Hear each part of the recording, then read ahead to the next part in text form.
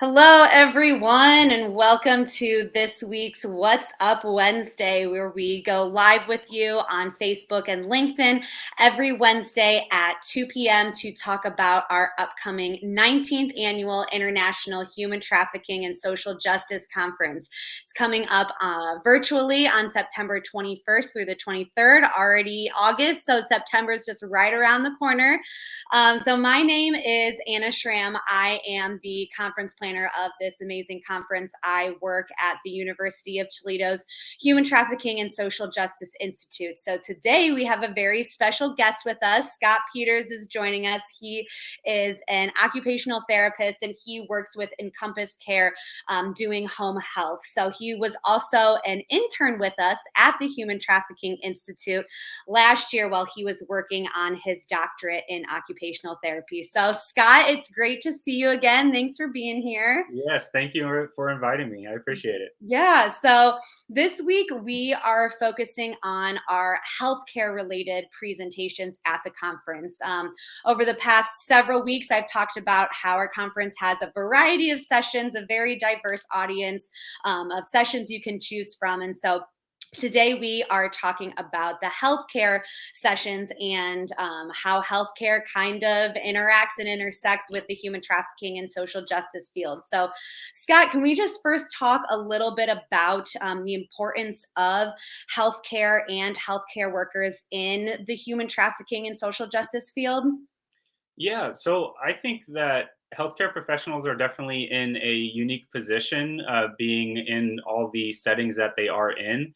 I think what initially opened my eyes to human trafficking and social justice, and what probably raised attention to a lot of other healthcare professionals was the amount of research out there showing how often victims are seeking medical services while being trafficked. How often they are actually seen in emergency departments, wherever it may be, and going unnoticed. So um, I think that it opened a lot of our eyes to the role that we do have in anti-trafficking, and kind of created a need for improved education and training in human trafficking for healthcare professionals. Yeah. Yeah, I completely agree. I learned about it during my internship at the Human Trafficking Institute. It was a lot of the work that I did. And I love that there is so much more research coming out about it because, like you mentioned, healthcare workers do play a really important role as victims are interacting with them in healthcare settings. I think that a lot of healthcare workers don't necessarily think that right off the bat, but after Mhm. you like hear about it and listen to it, you're like, oh yeah, that makes sense. But usually you think of like caseworkers or social workers or even law enforcement who are interacting, who are going to Mhm. be the ones interacting the most with victims and survivors of trafficking. But healthcare workers really do have such an important role. So I love that we have that at this conference and that you are a part of it. So now Definitely. you, And oh, yeah. sorry to cut you off. I just thought of it too. I was just thinking back to the first time that I actually went to the conference and just being able to Mm, hear from different professions as well, and different kind of research that is currently ongoing, and yeah. different kind of programs out there. That's why I just think it's great that there is that conference here in Toledo, and that there's so many people that come from so many different backgrounds. Yeah, such a full circle. I love it. So, you do specifically occupational therapy, which is just one facet of the healthcare system. So, talk to us a little bit about like how occupational therapy is involved with human trafficking and what the role occupational therapists can have with victims, survivors, and thrivers.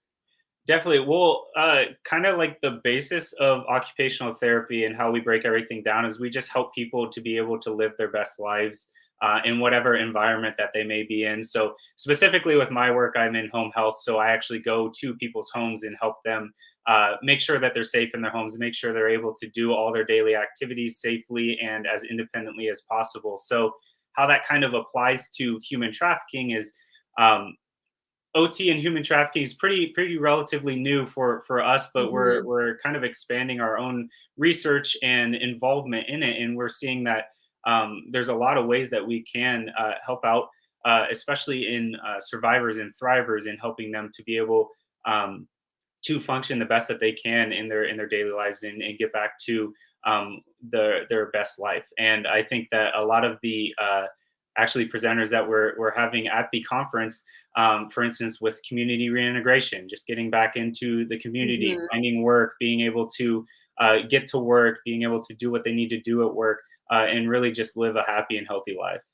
Yeah, that's awesome. And it is such an integral part, I think, of, yeah, community reintegration Mhm. and living a great life. And I think really in that move from being a survivor to becoming a thriver and learning Mhm. how to, live the best life that you can. And a lot of people, like you said, it is new, but, OTs really have a huge role in human trafficking. And I'm glad that it is being talked about more. And I don't think in general, a lot of people know what OTs do. So I think like they just think of it in this one little box, but there's so much that it's involved in. So, um, during your time with us as an intern at the Institute, you were working with me to get more OT presenters at this conference. And you got some, and we've got this OT track at the conference. There's going to be many presentations on that. And so you are actually in one of those time slots in that OT track, and you're going to be presenting on the development of a course about human trafficking and occupational therapy. So I'm sure you're going to be covering a lot of great information in your session,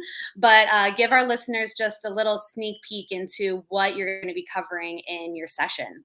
Yes, definitely. Well, as you mentioned, I was given the opportunity to come and work with you guys, and it was one of the best semesters that I had in grad school, and it Oh, was just amazing to see everything that you guys are doing. But specifically, what I had to do for my graduate program was do an individualized project, and I really wanted to focus on human trafficking, obviously, and I decided that.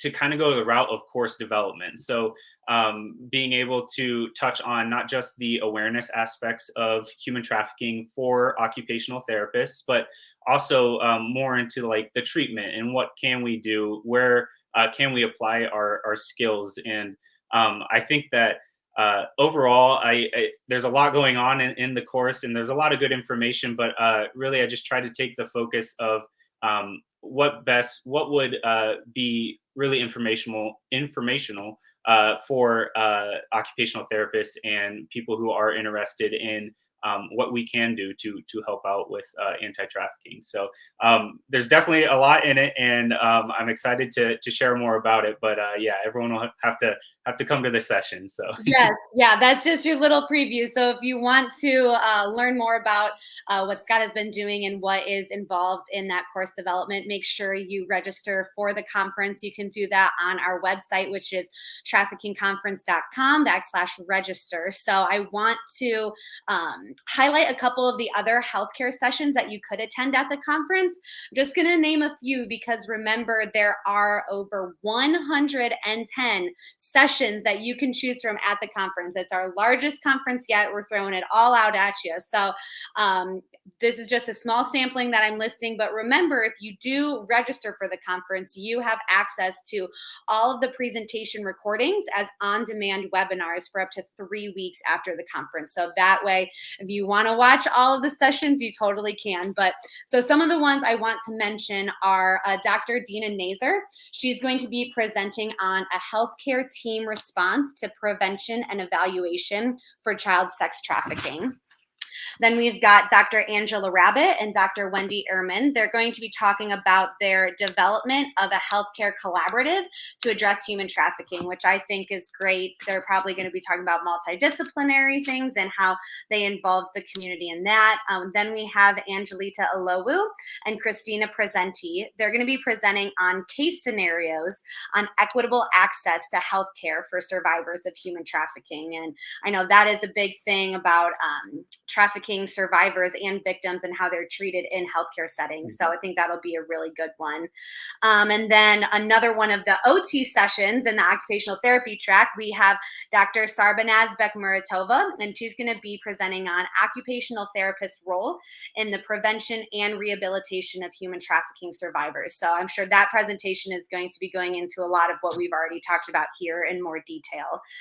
And then we have a panel presentation with Dr. Lara Wilkin, Heather Wild, and Annette Mango.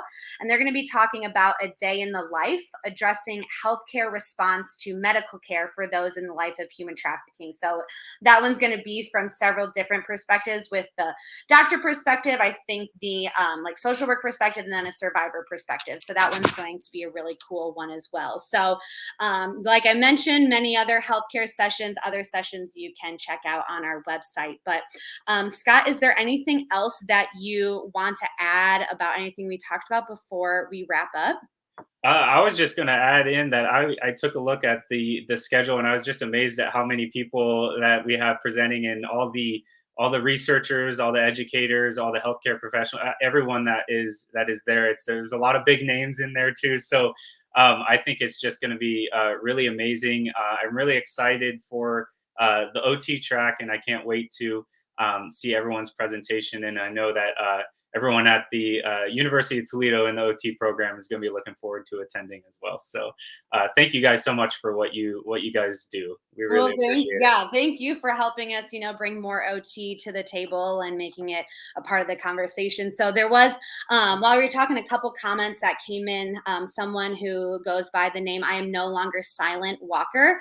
They said earlier when we were talking about the importance of OT, is that was what was so important to me, living a normal life, becoming an advocate, and being a voice helps her today still as well. And then later she said, um, when you're talking about your course development, that is very important. But most importantly, beyond the books, is sitting down with victims and survivors to really get a personal feel about what we actually go through and how to help. And I completely agree. I think both of those comments are super important. I think Mhm. that's also important why it's good to have survivors and thrivers on coalitions, on task force, to talk to them, make sure that what we are doing as professionals is what is best for you. So, any thoughts Absolutely. on And that, Scott?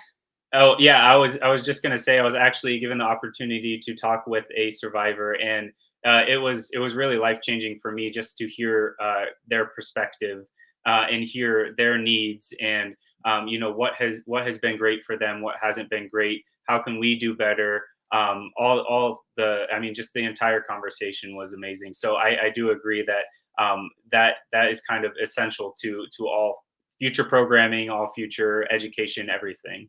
Yes, completely agree. Well, thank you, Scott. It was so good to see you back here and have you on today Yes. for What's Up Wednesday. So, as mentioned, we're going live with you on Facebook and LinkedIn every Wednesday at 2 p.m. to talk about our upcoming conference.